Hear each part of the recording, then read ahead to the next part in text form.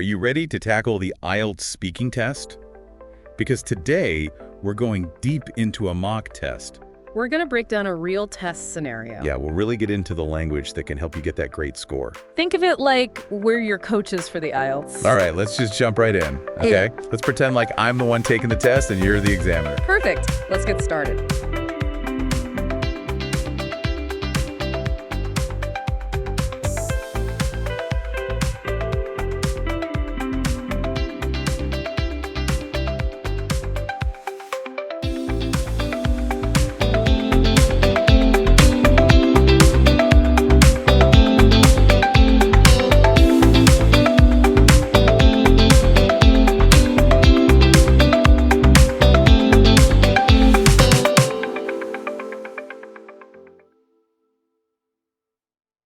All right, so today we're diving deep into a real-life IELTS speaking mock test scenario. We're focusing on a specific one all about perfume, laughter, and public gardens. It's going to help give you a feel for the test and hopefully boost your confidence for the real thing. Yeah, absolutely. And while we're sticking to this particular scenario that we have here, the insights that we uncover are going to apply broadly to IELTS speaking tests in general. Perfect. So let's jump right in. I'm going to pretend I'm the candidate. Yeah. And you can be the examiner. Great. Let's start with the introduction then. Okay, so could you please tell me your full name and candidate number? My name is candidate name, and my candidate number is candidate number. Thank you. Now, some general questions. Just try to answer naturally and with some detail. Do you like wearing perfume? Yes, I do enjoy wearing perfume. I think it adds a nice personal touch, to my style. A good fragrance can really uplift my mood and even boost my confidence. During the day, I prefer light, floral scents. But for evening events, I like something a bit stronger, maybe spicier. Overall, I think a pleasant fragrance can make a subtle but memorable impression. What kind of things make you laugh? Oh, I laugh most easily at witty humor. Clever jokes, funny observations about everyday life, those always get me. I also love watching comedy shows or movies with friends because laughter is definitely more fun when it's shared. And of course, sometimes a funny meme online can just make my day. I think humor is essential to lighten up and relax. Okay, very good. Can I ask a question? Of course. In the real test, how much time will I have to answer these initial questions? You'll have a few minutes for this section, so try to give complete answers without rushing. Okay, that makes sense. Thank you.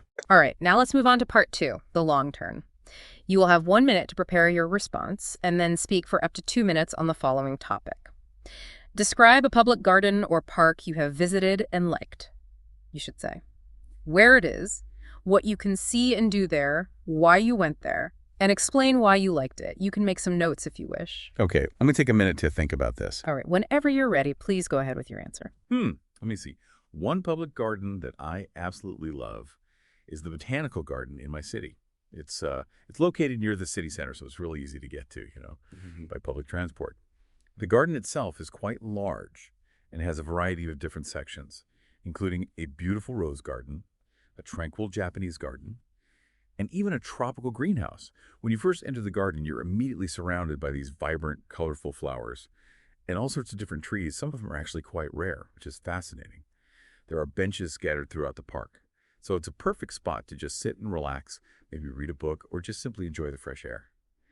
They also have a charming little cafe that serves tea, coffee, and light snacks.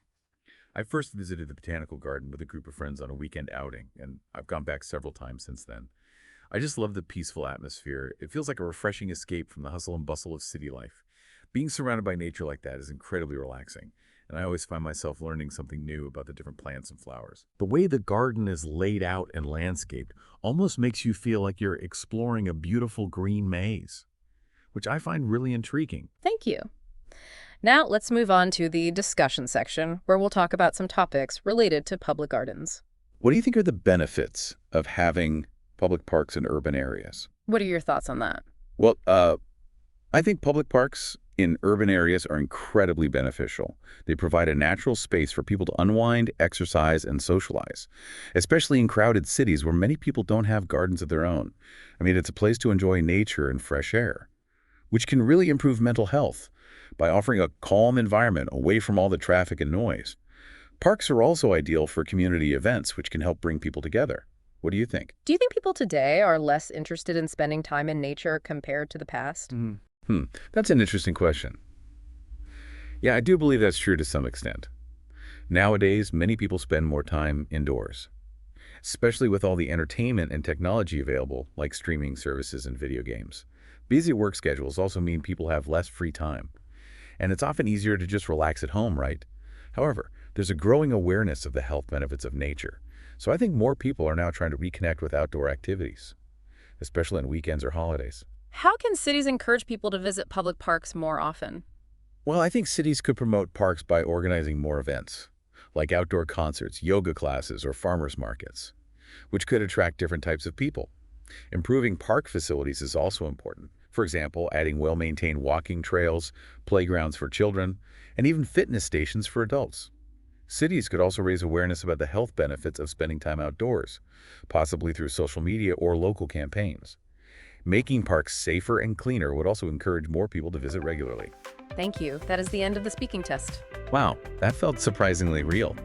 I can definitely see how practicing these scenarios can help build confidence for the actual test. Absolutely. And remember, the IELTS speaking test is as much about clear communication and expressing your ideas as it is about perfect grammar. That's a great point. Thanks for guiding me through that scenario. It was really helpful.